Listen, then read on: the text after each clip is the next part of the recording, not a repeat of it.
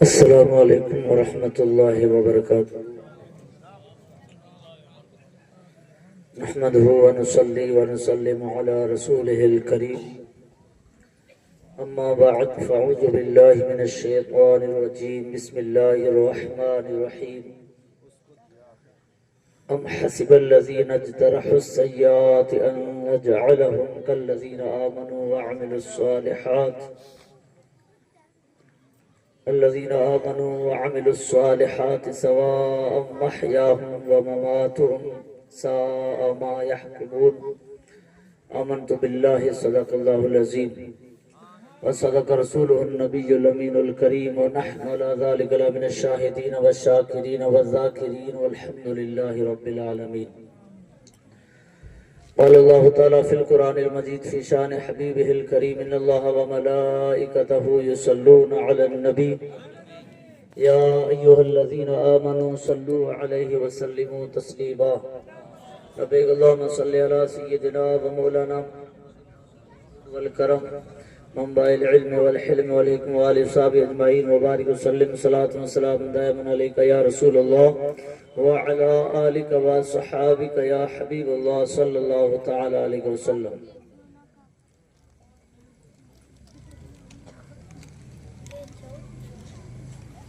کی محمد سے وفات نے تو ہم تیرے ہیں صلی اللہ علیہ وسلم. کی محمد سے وفات نے تو ہم تیرے ہیں. یہ جہاں چیز ہے کیا لوح و قلم تیرے ہیں. خودی کو کر بلند اتنا کہ ہر تقدیر سے پہلے. خودی کو کر بلند اتنا کہ ہر تقدیر سے پہلے. خدا بندے سے خود پوچھے بتا تیری رضا کیا ہے. ہمیں کرنی ہے شہنشاہ بطحا کی رضا جوئی. گر وہ اپنے ہو گئے تو رحمت پروردگار اپنی. اللہ رب العزت کا بے پناہ شکر و احسان کہ اس نے اپنے فضل و کرم سے ہمیں اور آپ کو آج کی اس مبارک پاک نورانی اصلاحی بابرکت محفل میں شریک ہونے کی سعادتوں سے نوازا. اللہ رب العزت ہم سب کی حاضری اپنی پاک بارگاہ میں قبول و منظور فرمائے. اور علماء کرام نے جو خطاب پیش کیے، نصیحتیں کی، اور انشاءاللہ ابھی خصوصی خطاب ہمیں سننا ہے. اور خاص طور سے ہم نے جس کے لیے یہ بزم سجائی ہے، اس بزم کے روح رواں حضور مرشد گرامی کے لخت جگر شہزادہ حضور مرشد کریم جو انشاءاللہ اسٹیج پر ان قریب تشریف لانے والے ہیں، تو خاص بیان تو انہی کا ہوگا انشاءاللہ تعالی. اور اس بزم کے جو خصوصی مقرر ہیں جو ادے پور سے چل کر تشریف لائے ہیں، انشاءاللہ تعالی ان کا بیان ہوگا. تو ہمیں خاص طور سے ان کے بیان کو دل جمعی کے ساتھ سننا ہے.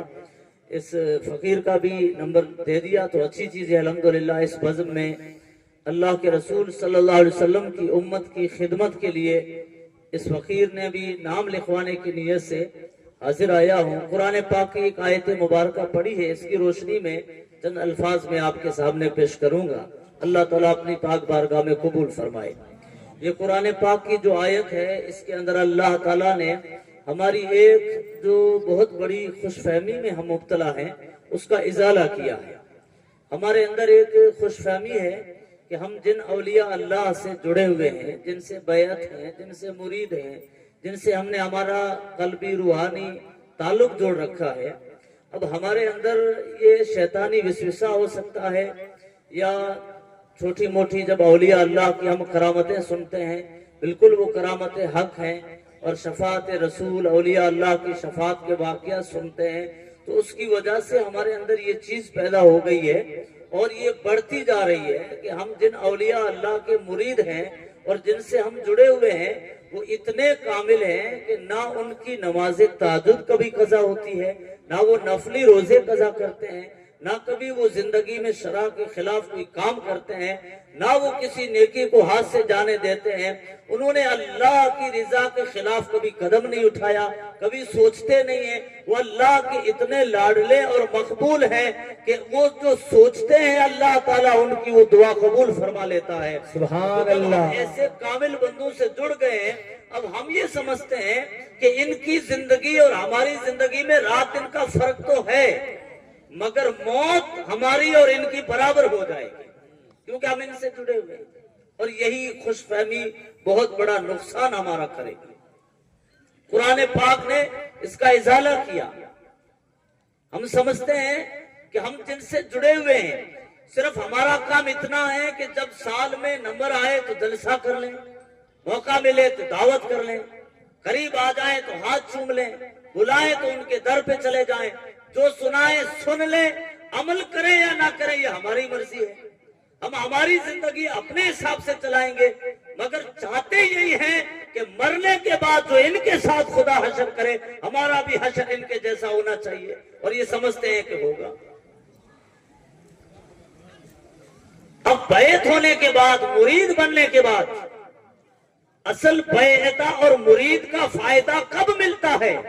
وہ قرآن پاک کا مطالعہ کرنے سے، اصحاب کہف کا واقعہ پڑھنے سے ہمیں پتہ چلے گا کہ وہ اصحاب کہف کا کتا جس کا واقعہ قرآن میں مذکور ہے اور چھوٹے انداز میں تعریف میں مذکور ہے، بلکہ اس قرآن پاک نے اس کتے کے بیٹھنے کے ذکر کو اور انداز کو اللہ نے قرآن میں بیان کیا، اور وہ جنت میں جائے گا انسانی شکل میں۔ اور ہم سمجھتے ہیں کہ وہ کتا جب جنت میں جائے گا تو ہمیں جنت میں جانے سے کون روک سکتا ہے؟ اس کتے سے پوچھے کہ تو نے کتنی بڑی قربانی دی ہے۔ کتا کوئی ایک دو دن ہمارے اور آپ کی طرح اس نے محبت تھوڑی کی ہے، بلکہ اس نے محبت ایسی کی کہ مرتے دم تک اسی محبت پہ رہا، اور محبت اتنی کی کہ محبت اور عقیدت کی بنا پر اپنی بری خصلت کو چھوڑ دیا، اور ان کے لیے اپنی خصلت کو قربان کر کے ان کی رضا کے مطابق ادب کے ساتھ ان کے در پہ پڑا رہا۔ سبحان اللہ، ماشاءاللہ۔ بھوکنا کتے کی خصلت ہے، مگر اس کتے نے اولیاء کی محبت کے خاطر اپنی پوری خصلت کو چھوڑ دیا۔ تو ہم جب اولیاء سے جڑے ہیں تو شریعت کے خلاف جتنے بھی امور، جتنے بھی کام ہماری طبیعت میں، ہمارے مزاج میں، ہماری سماج میں چل رہے ہیں، اگر ہم واقعی مرید ہیں تو مرشد سے جڑنے کے بعد وہ ساری برائیاں ہماری سماج سے نکل جانی چاہیے۔ ان کی زندگی میں نماز ہے، ہماری زندگی میں بھی آنی چاہیے۔ ان کے چہرے پر داڑھی ہے، ہمارے چہرے پہ بھی آنی چاہیے۔ ان کے سر پر امامہ ہے، ہمارے سروں پر بھی آنا چاہیے۔ ان کے اندر، ان کے دل و دماغ میں ایک ہی دھن لگی ہوئی ہے، یہی آرزو ہے تعلیم قرآن ہو جائے، ہر پرچم سے اونچا پرچم اسلام ہو جائے۔ یہی نشہ ہمارے اوپر بھی سوار ہونا چاہیے۔ ان کو ایک فکر لگی ہوئی ہے کہ مصطفیٰ کی امت کا ٹوٹا ہوا رشتہ حضور سے جڑ جائے تو ہمارے اندر بھی یہ شوق جاگ جانا چاہیے۔